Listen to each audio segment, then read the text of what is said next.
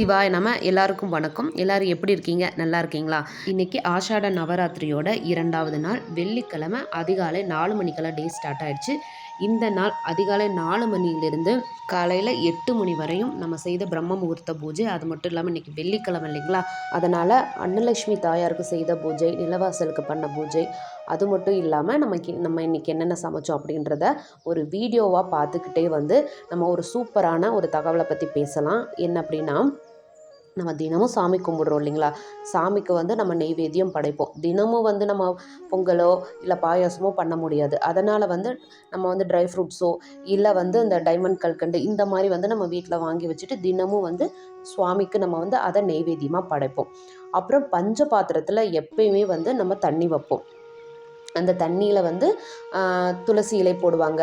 அப்புறம் ஒரு ஏலக்காய், கொஞ்சமாக பச்சை கற்பூரம் போட்டு தினமும் பஞ்ச பாத்திரத்தில் நம்ம தண்ணி வைப்போம்.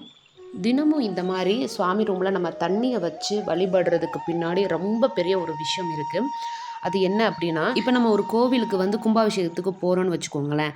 அங்கே அவங்க என்ன பண்ணியிருப்பாங்க, ஒரு கலச செம்பெடுத்து அதில் முப்புரி நூல் நல்லா சுற்றிருப்பாங்க. அதுக்குள்ளே புண்ணிய நதியோட நீர் வச்சுருப்பாங்க.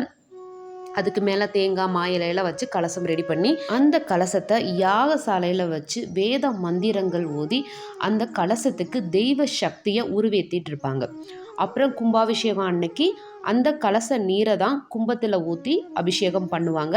அந்த நீரில் ஒரு துளியாவது நம்ம மேலே படாதா அப்படின்னு சொல்லிட்டு நம்ம ஏங்கிட்டு இருப்போம். ஏன்னா அவ்வளோ சக்தியுடையது அந்த கும்பத்தில் பட்டு வரக்கூடிய நீருக்கு. இதுக்கு பின்னாடி ஒரு தாற்பயம் இருக்குது. என்ன அப்படின்னா, இந்த கலச செம்பில் சுத்தக்கூடிய அந்த நூல் ஆனது வெளியே சொல்லக்கூடிய அந்த வேத மந்திரங்களை தனக்குள் உள்வாங்கி உள்ளே இருக்கக்கூடிய அந்த நீருக்கு அந்த நேர்மறை சக்திகளை கொடுக்கறதாகவும், அந்த புண்ணிய நீர் அந்த வேத மந்திரங்கள் செபித்து அந்த கலசத்தின் மீது பட்டு வரக்கூடிய அந்த புண்ணிய நீரானது நம்ம மேலே படும்போதோ இல்லை அதை நம்ம குடிக்கும் போதோ நம்மளுக்கு தேவையான நிறைய நல்ல விஷயங்களை, நேர்மறை எண்ணங்களை கொடுக்கக்கூடியது அப்படின்னு சொல்கிறாங்க.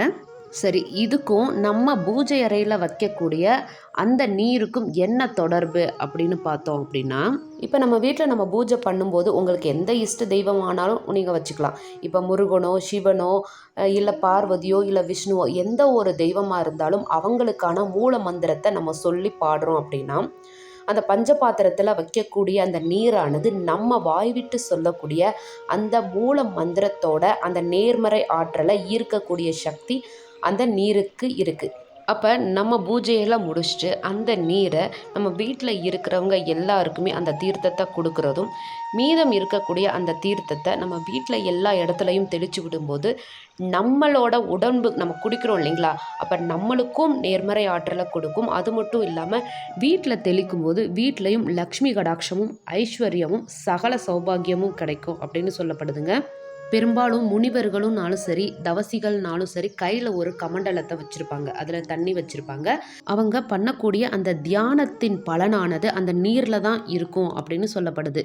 அதனால தான் நீங்கள் சில படத்தில் கூட பார்த்துருப்பீங்க, ஒருத்தவங்களுக்கு வரம் கொடுக்கணும் அப்படின்னாலும் சரி, சாபம் கொடுக்கணும் அப்படின்னாலும் சரி, கமண்டலத்தில் இருக்கக்கூடிய நீரை கையில் ஊற்றி அதை அவங்க மேலே தெளித்து தான் அந்த சாபமோ வரமோ கொடுப்பாங்க. அதை நீங்கள் பார்த்துருப்பீங்க.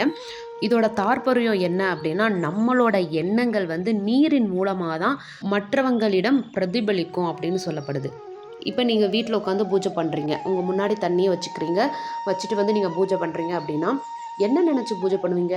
உங்கள் வீட்டில் இருக்கிற எல்லாருமே சந்தோஷமாக இருக்கணும், நோய் நொடியற்று ஆரோக்கியமான வாழ்வு வாழணும் அப்படின்னு சொல்லிட்டு நல்ல எண்ணங்களோட நீங்கள் சாமி கும்பிடுறீங்க அப்படின்னா, அந்த நல்ல எண்ணம், அந்த நேர்மறை எண்ணங்களை அந்த நீரானது தனக்குள் ஈர்த்து வச்சு அந்த தீர்த்தத்தை வீட்டில் இருக்கிறவங்களுக்கு கொடுக்கும்போது அவங்களுக்கும் அந்த நேர்மறை எண்ணங்கள் கிடைக்கும் அப்படின்னு சொல்லப்படுது. கோவில்லையும் தீர்த்தம் கொடுக்கறதுக்கு காரணம் என்ன அப்படின்னா, அங்கே ஓதக்கூடிய வேத மந்திரங்களோட நேர்மறை சக்தி நீரின் மூலமாக மக்கள் எல்லாத்துக்குமே பரவணும் அப்படின்றதுக்காக தான் இந்த தீர்த்தத்தை மக்கள் எல்லாத்துக்குமே கொடுக்குறாங்க.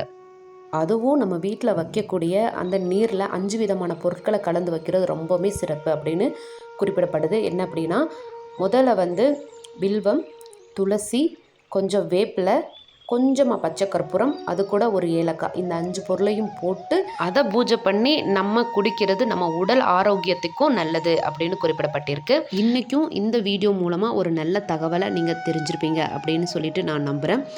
இன்றைக்கி காலையில் நான் என்ன சமைச்சேன் அப்படின்னா, நார்மலாக காலையில் பிரேக்ஃபாஸ்ட்டுக்கு தோசை பண்ணி காலையில் பிரேக்ஃபாஸ்ட்டு முடிச்சாச்சு. லஞ்சுக்கு வந்து வாழைத்தண்டு ரசமும் வாழைத்தண்டு பொரியல் தான் பண்ணியிருந்தேன். நார்மலாக ரசம் எப்படி பண்ணுவோமோ அது மாதிரி பண்ணி வாழைத்தண்டோட அந்த சாறு இருக்கு இல்லைங்களா, அது நிறையா பேர் குடிக்க மாட்டாங்க. அதை வந்து நம்ம ரசத்தில் கலந்துட்டோம் அப்படின்னா வாழைத்தண்டு ரசம் சாப்பிட்றதுக்கும் வந்து ரொம்ப சூப்பராக டேஸ்ட்டாக இருக்கும். அதில் நம்ம வாழைத்தண்டோட அந்த ஜூஸ் நம்ம ஊற்றிருக்கோம் அப்படின்றது யாருக்குமே தெரியாது. வாழைத்தண்டு ஜூஸ் நான் குடிக்கவே மாட்டேன் அப்படின்னு சொல்கிறவங்களுக்கு கூட இந்த மாதிரி ரசம் மாதிரி செஞ்சு அவங்கள சாப்பிட வச்சிடலாம். நீங்கள் ட்ரை பண்ணி பாருங்கள், ரொம்ப சூப்பராக இருக்கும்.